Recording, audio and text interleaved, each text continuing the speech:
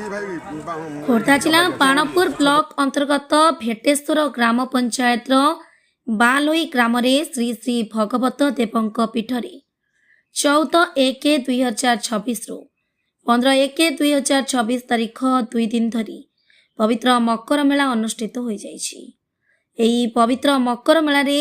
बालोई बोरीगाँ बेतुली सानो सिरेईपुर साहसपुर कुरुंचीपुर भेटेश्वर सानो हांतुआड़ बेरुआबारी सलुणी कोलथडीह आदि 15टी संकीर्तन मंडली को निमंत्रण करी गत 14/1/2026 ठारू अभ्यास कलश यात्रा आरंभ करी 2 दिन व्यापी संकीर्तन गायकों भगवत चर्चा होतिला। गायक और गायक माने तांकर कला प्रदर्शन करथिले। एही पवित्र मकर मेला को संपूर्ण ग्रामवासी और युवक मानक सहयोग अनुष्ठित होइतिला। पवित्र मकर मेला मुख्य अतिथि भाव में खोर्धा जिलार वरिष्ठ समाजसेवी पूर्वतन जिला परिषद सदस्य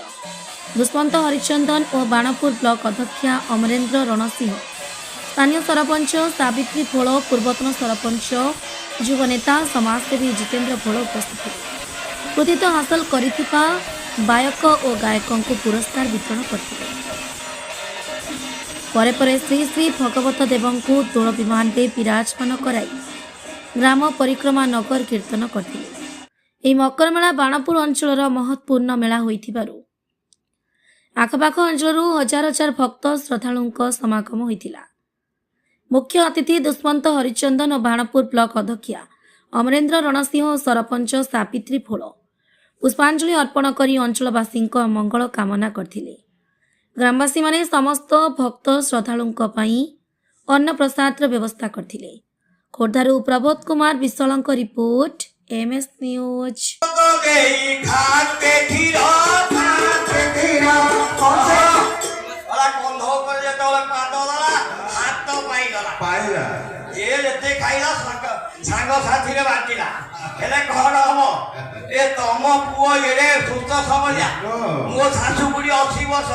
संभाल कि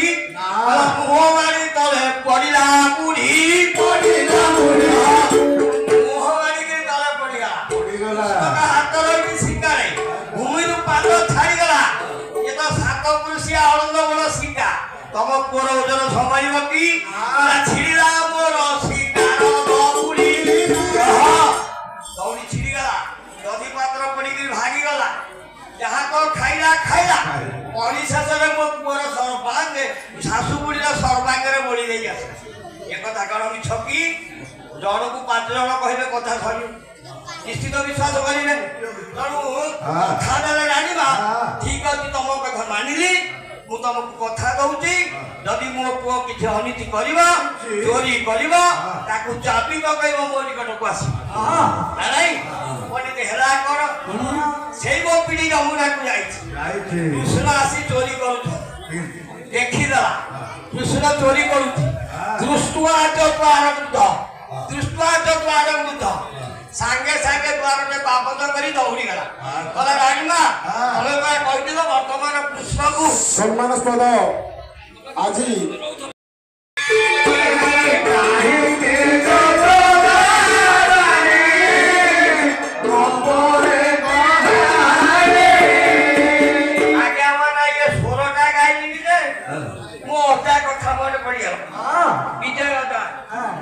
ठाकुर को डाकुची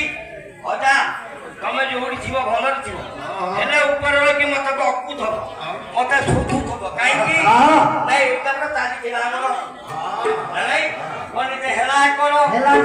समस्त सखी माने जाऊँ माँ यशोदा निकट गुहारी आपण मैंने जानी माँ मैंने जब 5-10 जन 20 जन कथबार्ता केते कौन गहली शुणव से कथबार्ता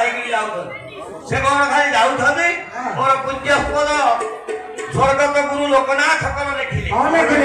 गोपी मैंने कथबार्ता जाऊँ जानी छुकी सहिल नंद राजा पुओ घन कालिया जानी छुकी सहिल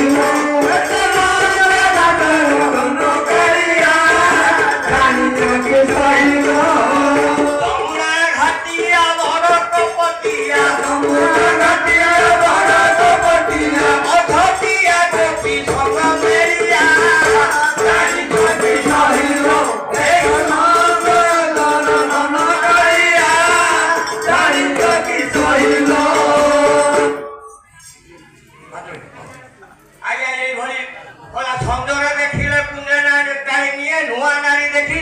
କାଳିଆ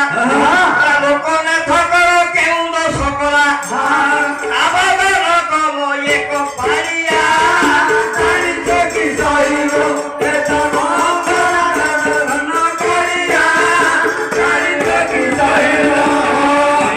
ଭୂଷଣ ମଧୁର ନେଇ ମନ ଧୀରେ ଧୀରେ ଗୋପୀ ମାନେ କଲେ ଗମନ ଯଶୋଦା ନିକଟେ ଯାଇ ହୋଇଲେ ହାଜର ପ୍ରକାଶ କରିଲେ ସବୁ ଦୁଃଖ ତୁମାତର ରହିଆ ଗୋପୀ ଯେତେବେଳେ ଗଲେ ମା ଯଶୋଦା ଦେଖିଲେ କି ହଠାତ୍ ଅସମୟରେ ମୋ ନିକଟକୁ କଣ ଏତେ ଗୁଡିଏ ଗୋପୀ ଆଇଲେଣି ନା ନାଇଁ ପଚାରିଲେ କିଏ କହିଲା ଚେକା ଦ୍ୱାରା ମୋ କଳସି ଭାଙ୍ଗିଲା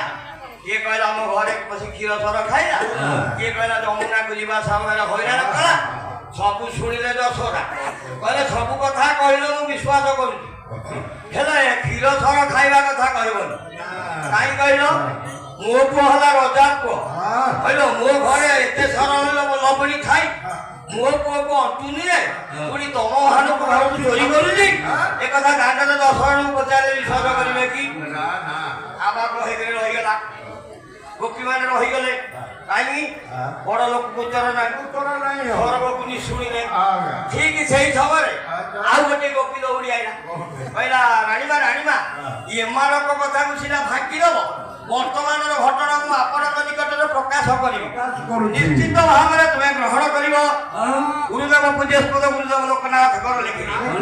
ସେ କଣ କହିଲେ ଆଜି ଜରତିକୁ ଦ୍ୱାରେ ବସାଇ